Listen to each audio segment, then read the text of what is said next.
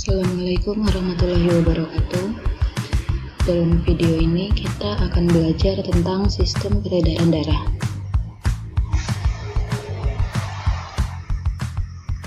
Yang pertama akan kita pelajari yaitu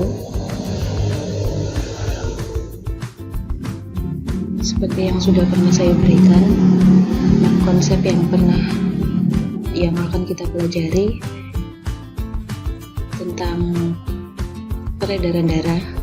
Ada alat peredaran darah, sistem peredaran darah, cara merawat alat peredaran darah, dan gangguan-gangguan yang terdapat dalam peredaran darah manusia. Yang pertama adalah tentang alat atau organ peredaran darah.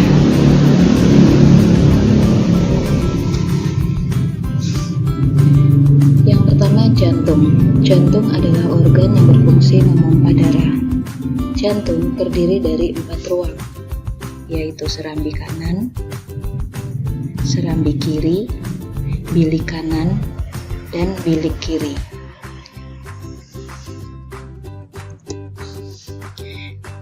Jantung tersusun dari otot-otot yang sangat kuat yang disebut miokardium. Dinding bilik jantung ini lebih tebal daripada serambi karena bilik jantung bekerja lebih berat. Bilik jantung yang ini bekerjanya lebih berat daripada serambi karena bilik jantung memompa darah ke seluruh tubuh. Katup jantung. Di jantung itu di setiap ruangan, setiap antara bilik dan serambi, atau di antara bilik dan serambi ini, di setiap ruangan ada yang namanya katup. Katup jantung itu seperti pintu. Seperti pintu yang fungsinya untuk mencegah bercampurnya darah yang mengandung oksigen dan darah yang mengandung karbon dioksida. Selanjutnya, kecepatan denyut jantung tergantung kegiatan yang dilakukan. Jadi misalnya antara orang yang diam sedang duduk dengan orang yang sedang berlari atau setelah berlari, itu denyut jantungnya berbeda.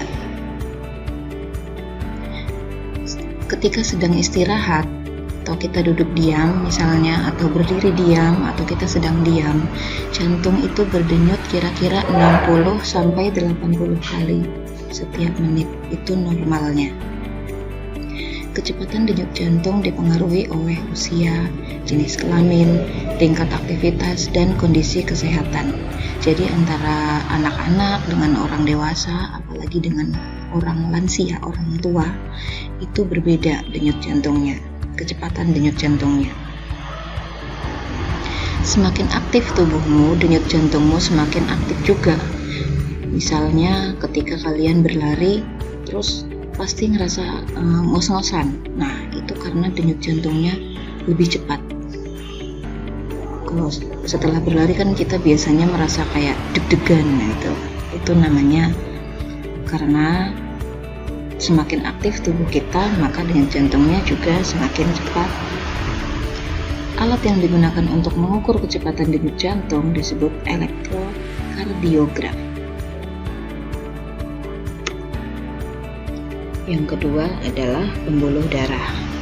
Pembuluh darah pada sistem peredaran darah terdiri dari 3 jenis, yaitu arteri.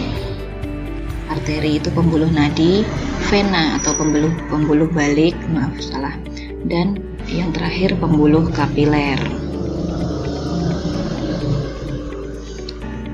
Nah, arteri atau pembuluh nadi ini adalah pembuluh yang membawa darah yang banyak mengandung oksigen. Nah, jadi dia dari jantung ke seluruh tubuh itu membawa oksigen untuk diedarkan ke seluruh tubuh. Arteri yang paling besar itu yang dari jantung langsung, itu disebut aorta. Kemudian yang kedua ini ada pembuluh vena. Pembuluh vena disebut juga pembuluh balik karena pembuluh vena ini membawa darah kembali ke jantung atau balik lagi ke jantung dari seluruh tubuh. Dan yang ketiga ini ada pembuluh kapiler. Pembuluh kapiler itu pembuluh arteri dan pembuluh vena yang paling kecil. Pembuluh arteri dan pembuluh vena yang paling kecil. Seperti di sini, di gambar ini ada pembuluh vena dan pembuluh arteri yang besar. Kemudian ada yang kecil yang menyebar ke seluruh tubuh kita. Coba kalau kita lihat ke tangan kita, misalnya ke telapak tangan kita cenderung berwarna merah. Itu karena sebenarnya di bawah kulit itu ada pembuluh darah kapiler, sehingga kelihatan merah tangan kita. Kalau kita genggam terus kita buka, putih. Nah, itu pembuluh kapiler itu ada di situ.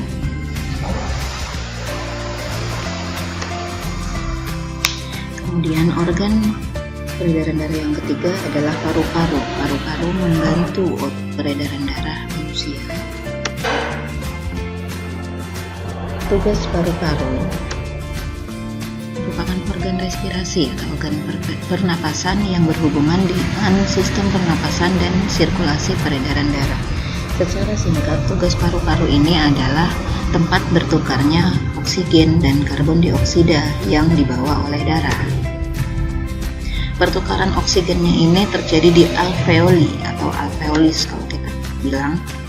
Masing-masing alveoli memiliki jaringan halus kapiler. Nah, ini lagi-lagi pembuluh kapiler, sebenarnya sama saja ya. Pembuluh kapiler itulah tempat terjadinya pertukaran oksigen dan karbon dioksida. Nah, ini gambar lebih jelasnya. Kalau satu benjolan atau satu gelembung, alveolus itu gelembung udara ya. Kalau satu itu kita sebut alveoli. Kalau banyak kumpulan-kumpulannya ini, kita biasanya sebut alveolus. Nah, sistem peredaran darah manusia ada dua macam, yaitu peredaran darah besar dan peredaran darah kecil. Ini sistem peredaran darah yang terjadi di tubuh manusia secara garis besar, yang bisa kita simpulkan seperti pada gambar berikut. Peredaran darah kecil yaitu peredaran darah dari jantung bilik kanan menuju ke paru-paru melalui arteri pulmonalis dengan yang membawa CO2.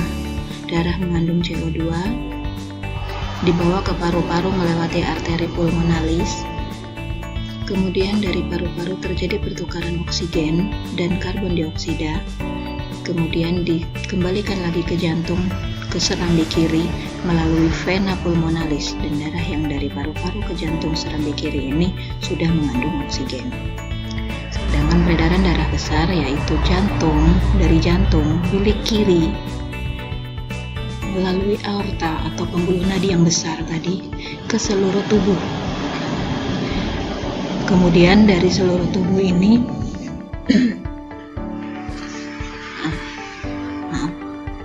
kemudian dari seluruh tubuh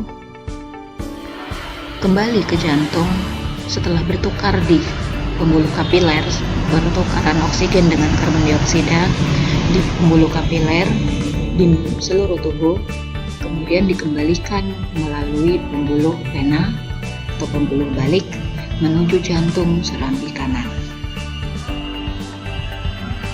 Lalu itu tadi sistem peredaran darah pada manusia. Nah, bagaimana sekarang dengan hewan? Ya, bagaimana dengan hewan? Sekian dulu video kali ini. Akan kita lanjut nanti ringkasan peredaran darah pada hewan. Oke, terima kasih. Wassalamualaikum warahmatullahi wabarakatuh.